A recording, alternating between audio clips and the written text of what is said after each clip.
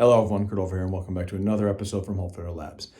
Today we continue on with Six Master Dagger, and we are looking at, once again, a play where the Six Master cover play is not lost. So in other words, we maintain that cover on the action that comes in on us, and we make sure to shift in a direction that allows us to work into to dominating somebody's covering mechanism.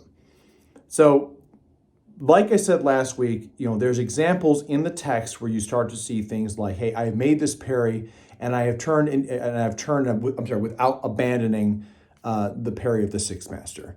This to me tells me that once again is that I'm off of this right here. I have not left and come back. I've maintained that and then shifted in.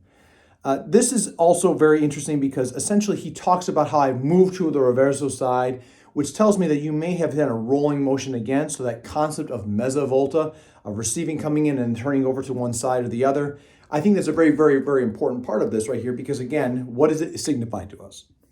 The end position of this right here goes into a lower lock consideration, which is also very important. And it allows us to continue on what we learned within Third Master Dagger to carry over into this. So with that being the case here, let's take a look and see how this works. Okay, this week we're going to continue on with Six Master Dagger, and we are working into yet another way of how we can manipulate off of this without disengaging the left hand, a way to be able to tie this person up. The image we're talking about is this one right here, and it's one in which Fiore states that he ties himself up and he coordinates it so that he goes into his reverso side. And what this means right here to me is, again, we're shifting with motion, so we're staying onto play. The last week we were talking about off the cover, we talked about how from this right here I can turn and I'm gonna stab into the guy, right? So I'm still keeping my right side into this force of him. So even though my left arm is forward, I am still in the play of the mandrito side. I have not changed place right here, so I've not necessarily gone into a spot where I'm going from a mandrito to reverso. This week, he talks about how off the cover, he's going to coordinate his feet with his hand, where he comes up and over, and now he's basically going to lean into that person. You're basically putting this guy into a low lock while maintaining the dagger into there. Off of this right here, so we have the Six Master cover right here. What Fiore is prescribing right here is we come up and over, we drive up the arm over top. The way this works here, he's got to maintain, this has got to maintain pressure. If this is very light, nothing happens. So if he's driving this into me right here, I'm going to turn this over. Now, this is where I say, he's talking about he's put himself in, let's shift a little bit this way. This is the image how it ends up being like right here. Big thing about this, you got to make sure that this hand right here is not turning inward because you can stab yourself. So off of this shot, in, up, off this here, left arm comes up, rotate. I'm going to keep this close as much as possible, over top, and I have myself into that lower position right here. From this position right here, I can strip the dagger out of his hand, I can stick him, I can stab him, I can work into the third master, I can just throw his ass to the ground. It doesn't matter. The big thing about this is that once again, while we are rolling with it, we're utilizing a higher roll. Last week was like this right here. Here, off of this, I come low and I'm coming into this. This week, we're coming above that. Here, up and over to your turn. And I'm maintaining this dagger right here. It requires that our feet, as we shift into this, as my arm comes up, I'm going to come over to the crest into this, turn, rotate, and come down. So I'm utilizing tutta volta. So I'm cresting in and then tutta volta. That's the motion that we're going to get out of the way of the dagger shot. Okay? Now that only really looks at it right here from the mandrito side. So let's just talk about the standard one right here where it comes stabbing down from above. If you go sidearm on me, sidearm right here, again, pressure comes in, up and over, and I'm right back here into that position. If he turns, if from a reverso, this is very obvious, here, dagger, turn in. It's smaller there. But again, from Six Master cover, we can still create it. From a lower line, this is what I find is tricky because there's nothing to go up and over on. If he's driving in on me, if I'm trying to come up and over on here like this, it's going to take the pressure off. So from this one right here, I don't think he actually wants this to be something that you're going to be working off of. You're going to utilize one of the other two lines. So here I'm either going to come in and secure the arm, or here, grab here, stick, stick, stick. I'm going to utilize the other two plays. I'm not saying that you can't go up and over, but with my arms down, going up and over actually takes the pressure away. Here, in the other ones, just do a high one here. So a high one right here, if I come up and over on this side, that binds the arm down. It locks it up. On the reverso side, same kind of concept, in cross here. My elbow comes across here, I can utilize the dagger, and I can turn this and torque it into place, right? It's very easy to do off this, because I'm using my weight over his shoulder. Remember, like we said last week, this young man's very strong, but this deltoid is not going to stop my old ass from freaking driving it down to a different direction. However, if he comes low into a lower quarter thrust, low right here, if I try to come up with this, he already sticks me. So we've got to maintain that pressure right here. The only other way that this might actually turn into that situation is if he comes low, and I come here, I shift it offline, and he maintains his pressure, right? And somehow maybe he starts to turning into me on this, right? I can come over top. But you see how much that slips off there? It's very easy to lose it. My honest assessment of what he's trying to say in this right here is he's talking about your upper quarter actions.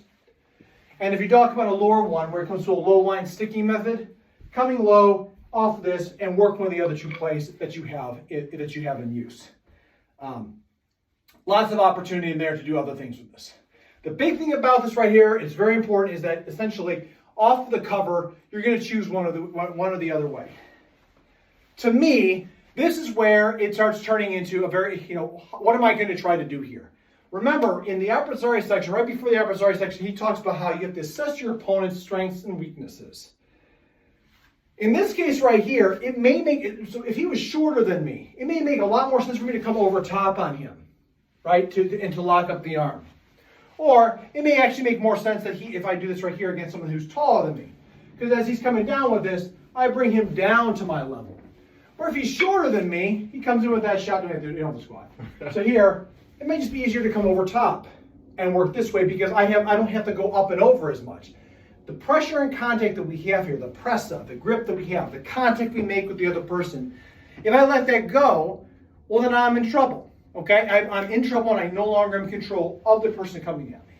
In many ways, for those, it's how a similar way of how I see Fühlen and bind work in Lichtenauer. Like you don't just slap around with a sword. Come into a bind, you maintain that so you can go across into something that's beneficial and preserve your life and put them down. So same thing here with this. We're going to control off this person. We're going to maintain that.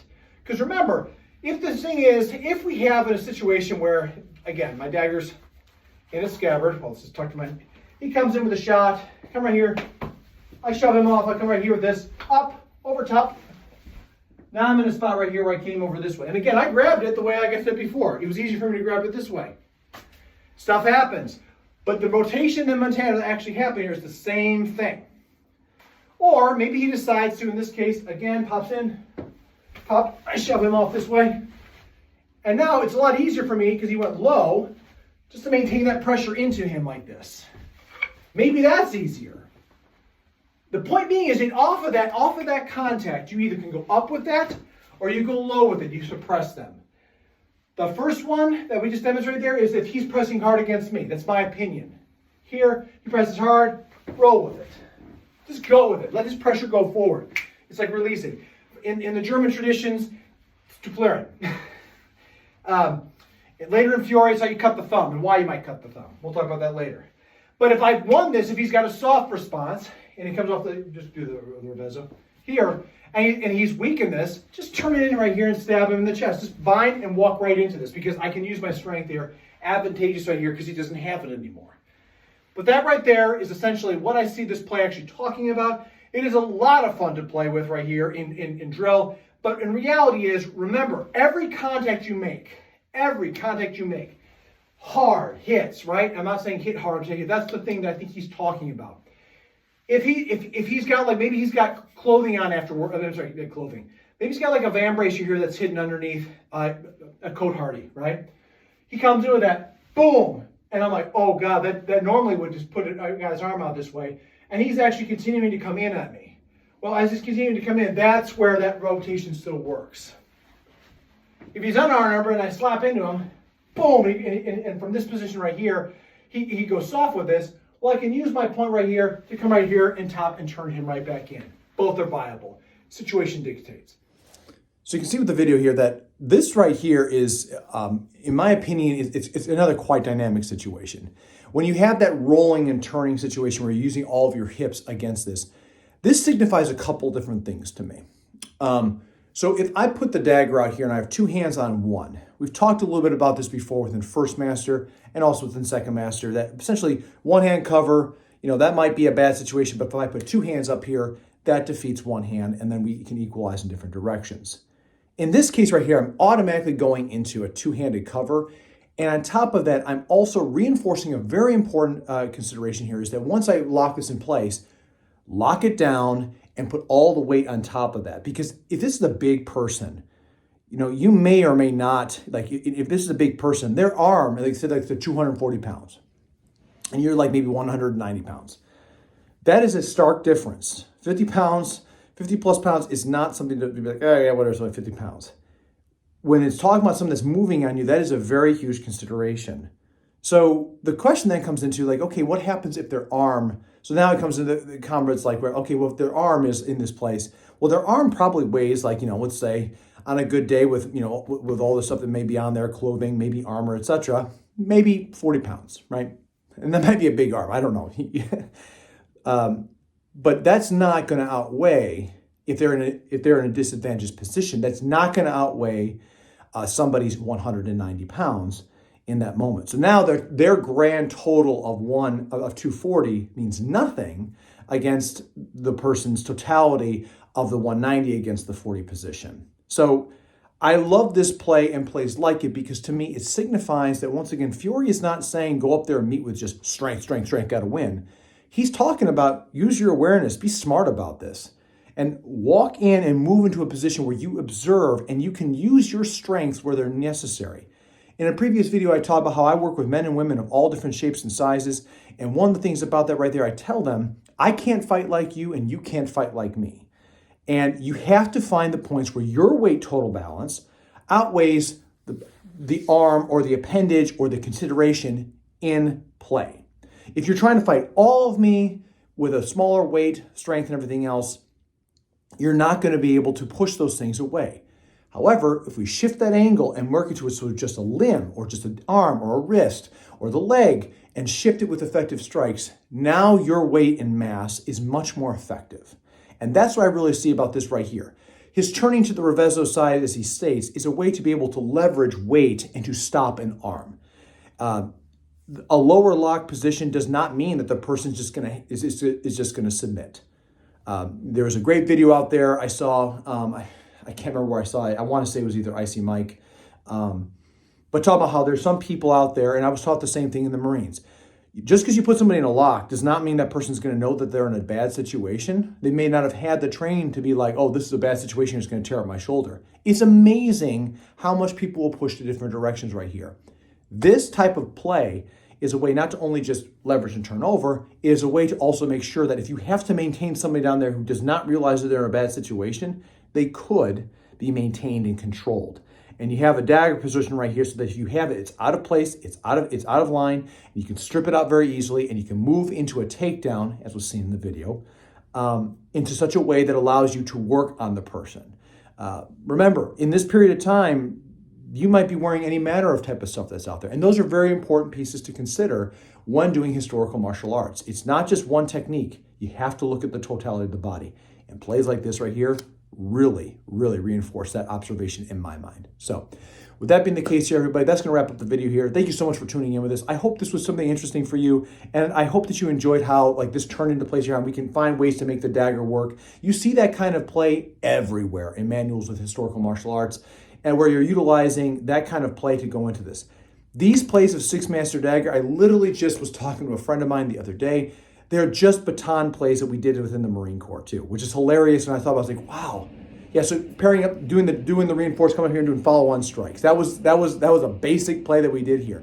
And now we're seeing a similar consideration right here with this, which kind of shows, once again, the continuation of the notion of reinforcing covers and strikes in such forms and fashions. And so in the 14th century, when they're having armor, that might be a big part that comes into this. But also in this case right here, not just armor, but also, why am I going to this position right here? Well, I might want to ransom the person. I might not want to, but I want to give myself the option of what I'm trying to do, which is ultimately keep the dagger out of the way. So anyway, rambling on again there. Again, thank you for tuning in. To my viewers and subscribers, thank you so much for tuning in. Please continue to share with friends. Hit that bell, hit that like. Loving the support that's come this way. Please leave comments. Keep having them flood in right here. Interesting to hear what people have to say about this type of stuff. This is helping out with the channel, helping it grow. If you're new and you're seeing this for the first time, please consider liking and subscribe to the channel. We'd love to have you here. Leave a comment. And the growing portion of when it comes down to historical martial arts, I think it's very important to kind of look at it within that kind of like behavioral needs of observation when it comes down to physicality. Again, not a modern day self-defense course. It's a look in history right here. I'm not prescribing this as for modern day self-defense. I will say, however, that a lot of this stuff too is very similar to what you see. It's just a different tool and a different application. So that's my little warning out there. Please, I'm not teaching how to be a badass in modern day. Not at all. Not at all. It's about history. So thank you, everybody, once again. Until I see you next time, as always, please stay safe out there, train well, and fight on. I'll see you all soon.